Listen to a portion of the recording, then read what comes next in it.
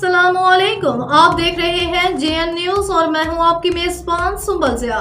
Bulletin का बाकायदा आगाज करते हैं और शामिल करते हैं अब तक की अहम तरीन खबरें।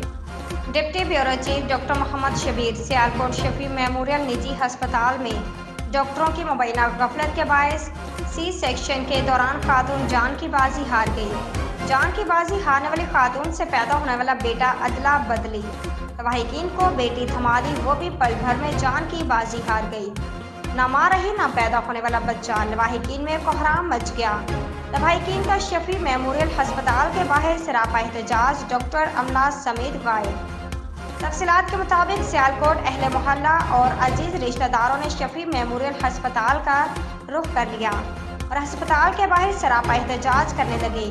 शफी मेमोरियल अस्पताल के डॉक्टरों समेत अमला अस्पताल को खुला ही छोड़कर रफू चक्कर हो गए। अहमद और उसके लवाहिकीन का कहना था कि हमारी बेटी आयजा डॉक्टर नाइला की गफलत की वजह से मौत के घाट उतारी है और बेटे की पैदाइश का बताकर बेटी हमें थमा दी गई है। अहमद और उसके लवाहिकीन ने इंसाफ के लिए वज़ीर आज़म और वज़ीर आला से नोटिस की इस्तदा की है।